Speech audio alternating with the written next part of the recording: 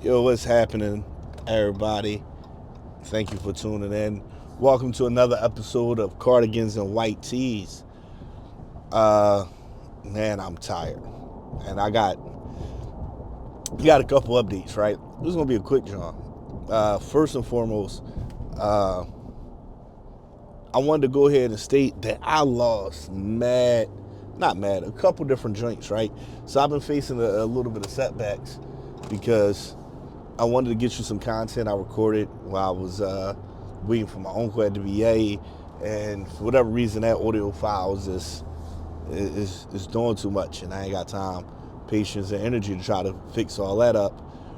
So I ain't got that one. I might keep playing around with it, see if I can get that to y'all. And then I had another joint I recorded when I was out in Indiana for that time, trying to get all my behind the scenes stuff, showing y'all me testing out different products and the process I was going. I also recorded a little bit of information about me trying to get my class up and running, everything I needed to do for the semester as I'm teaching a new class, and lost a portion of that audio as I was having some issues with my laptop, just real small stuff, right? And right, I wanted to bring that to the attention today because I wanted to go ahead on the record to state that I'm not even tripping about it, right? Like, the way I'm looking at it is that things going to happen in life, they're going to keep happening. I just got to stay the course.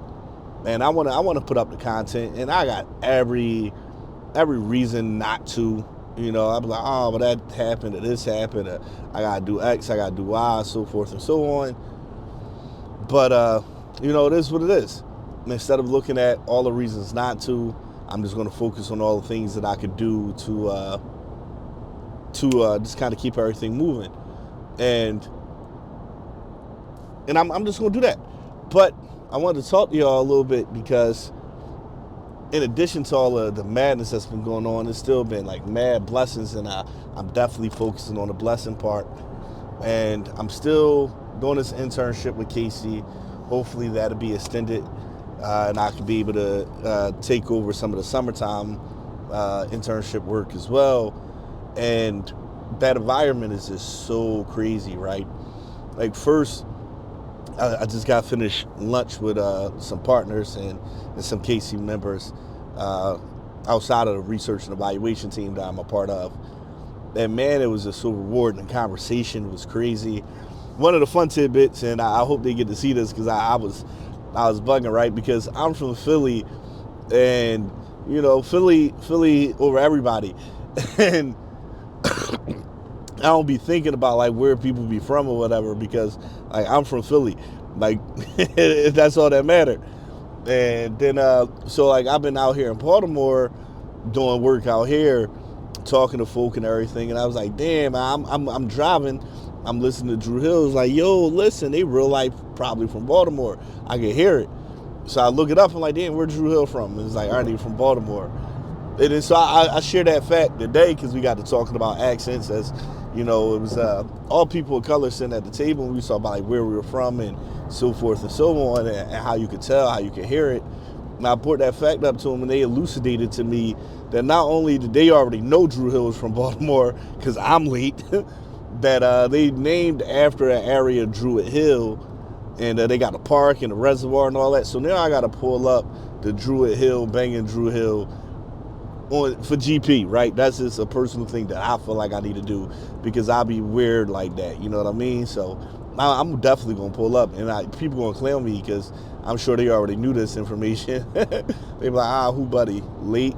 But I'm going to have my moment.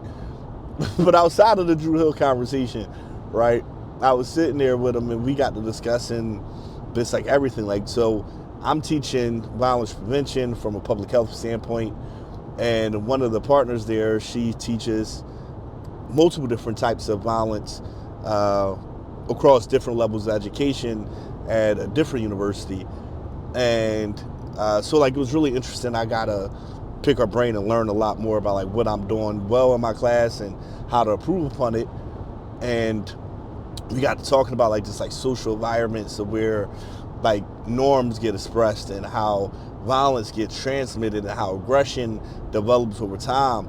And it was just one of those things that was so relieving. And we got to this point where even my supervisor, who's a Hispanic male, he was out talking about his experience as well. It was like, when you're one-on-one in a room, especially like as a man, you have to curb your speech in such a way to not appear too aggressive to those that are not from the environments that you're from, who don't understand where that comes from. We also talked about it in a different context, that one of the members there does a lot of work with the youth, especially like transitioning youth or returning home youth, coming back and like exposing them to like skiing and everything. And she discussed how this ski collaborative she is a part of as a I think it was like the Brotherhood of Ski something, and how they were supposed to be about increasing opportunities towards young black people to get exposure to skiing as a pathway or as a recreational activity. But what she noted is that they really only did that for affluent people of color, and not people of color from those poor or more marginalized backgrounds. And it really does resonate with me when I'm sitting in these spaces and I get to appreciate both sides of it. From coming from those environments, being one of those kids who really never imagined leaving Philly. Like, it's weird. Like, Atlantic City was far from me. Like, that was a move. And I know culture changed over the times, and there's people in the city who definitely taking better trips and remained in the city. But it's just like, to see that, to think about it, like really having no hope, right? That's what I called it.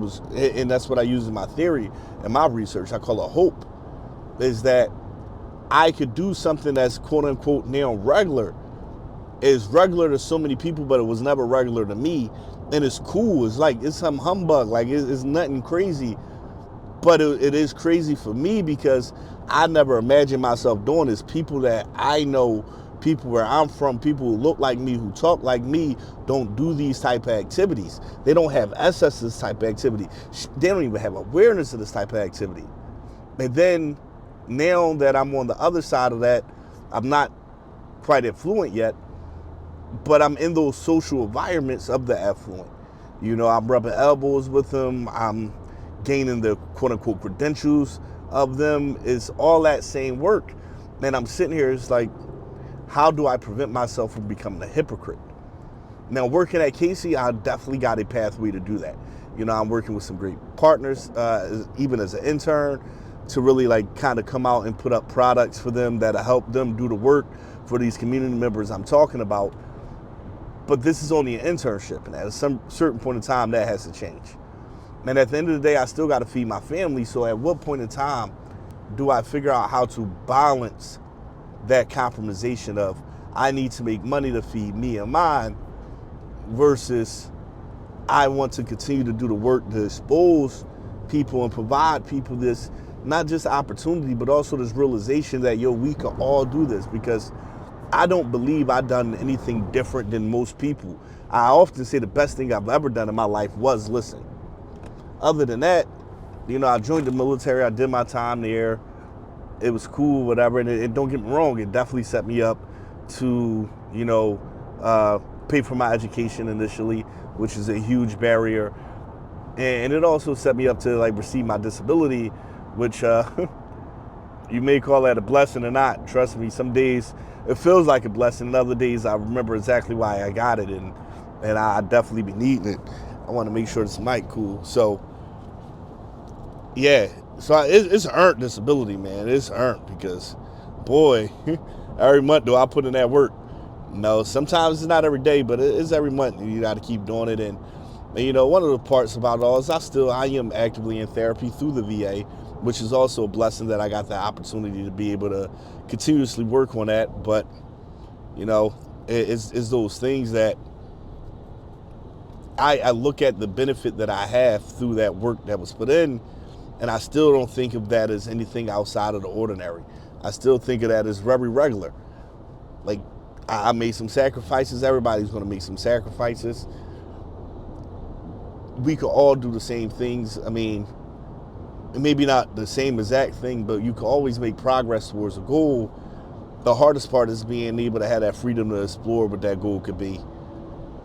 So I don't want to be a hypocrite and chase my goals, chase my dreams, do quote unquote regular, and then tell people, oh, you can just do it too. Because it's not as simple as just doing it too. It's helping people create that opportunity, that space where they can do it. And not just once, sustainability. You can show them once. It's that old leader, fish to water type of concept, right? If I lead you there, you drink, but or give a man a fish, I meant to say, give a man a fish. If I give him the fish, he eats for a day. If I teach him the fish, he'll eat for a lifetime. It's similar, but it's different. It's like I can create this space for you. Now I can let you into this space. I can invite you into this space, and you could be in this space. And in that moment, in that instant, you feel great. You feel like you could do it all. You feel that affirmation, like, yo, wow, I really do belong in this space. But then when you leave that space, right, when you go home, how do you create that space for yourself? How do you find that space again for yourself? That's the challenge that's I'm hoping to undertake a little bit better, is because very often do we create that space one time and say, all right, cool, we did it. But we don't go back and it's like, all right, how are we following up? And it's one of those things where, Shakespeare asks the question, is it better to have loved and lost than to have never loved at all? And it's easy to want to say, no, you should have experienced the love, but you also never miss what you don't have. So once you see it, once you feel it, then it becomes harder to get, then it makes you want it more. It makes you desire it more. And sometimes, that could be a great catalyst towards change. It could drive you really wild, light a fire under you as they will. But other times it can serve as such a depressing factor of, I was so close. Why can't my environment be like this? Why can't I get that? Why can't? And it's such a double-edged sword and a fine line to try to navigate of how much is too much help versus how much is not enough. Because it's definitely not enough just to hold an event, invite people out, say thanks for coming, I hope you enjoyed yourself. Like, for sure they did. But did you really give them the skills and the resources they needed to create that space for themselves, for their peers, to bring their loved ones in there so that they could see that, what we're doing is regular. This could be every day, Like, we could really be out here every day like this. And that's where my head is around it. I know it's difficult, right? What I'm talking about isn't just as simple as like having an event. I'm really talking about like a cultural paradigm, right? The paradigm, both of like these cultures who have limited access to resources and these cultures who have a plethora of it. Both of these cultures have a paradigm that misaligns them in such a way that one believes everybody needs help and the other believes that somebody else might be able to help them. And I don't think that's true. I think the paradigm is just that, like, what we do and how we do things should change. It should look for more sustainable practices. It should incorporate elements of empowerment and autonomy. And there are systems at place that's attempting to do that, but the last part of the conversation I was having, and I had this in a different conversation as well, is that it's hard to heal in places when nobody else is healing with you. Man, and it was one of those things, I was talking to the homie about it, like, in the argument, right? Myself included, I like to do this, or I like to practice this. I don't say I do it well, but I like the practice of like leading with understanding first. Can I lead with understanding? Can I lead with compassion? It works, but it only works as long as my communication partner wants to lead with an understanding. As long as your communication partner wants to practice that understanding, that active listening.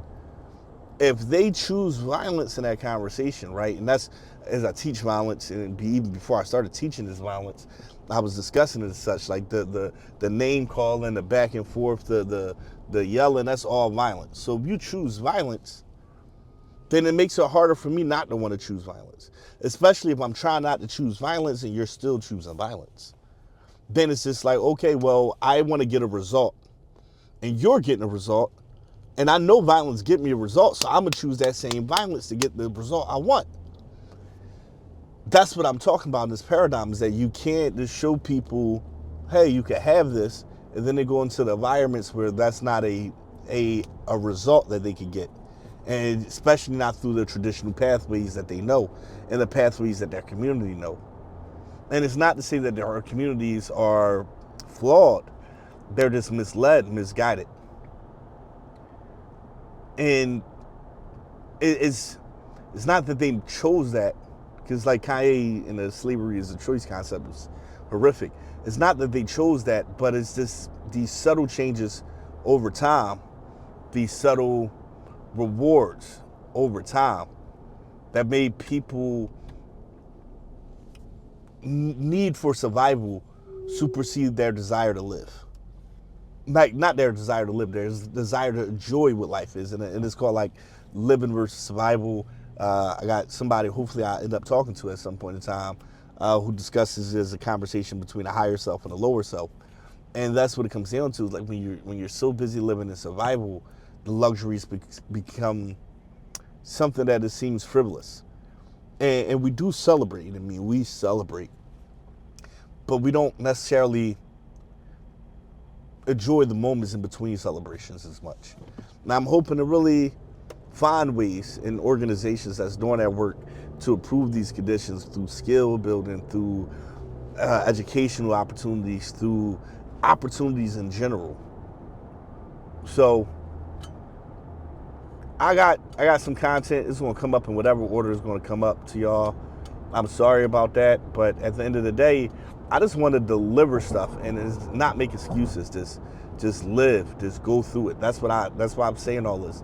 I just want to do that. So I know I always leave with a little bit of a parting message, and if I could this time, it'd be a really short one. Is literally just do it.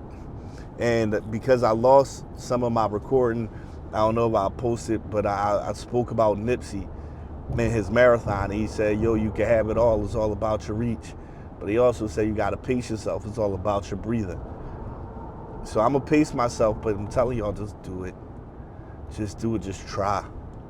Just try. I think the only time you lose is when you give up, and I'm not going to give up. And I don't want y'all to give up. And because these videos are super out of order now, because this is the next one I put up outside of all the other ones I got recorded, I told y'all in a different video I learned how to end these. Now I took it from my homie Daniel Noriega. And it's just as simple as saying, yo, till next time we speak, I just want to remind y'all that I love you very much. So, till next time, y'all, I love you very much, in case you haven't heard it this week.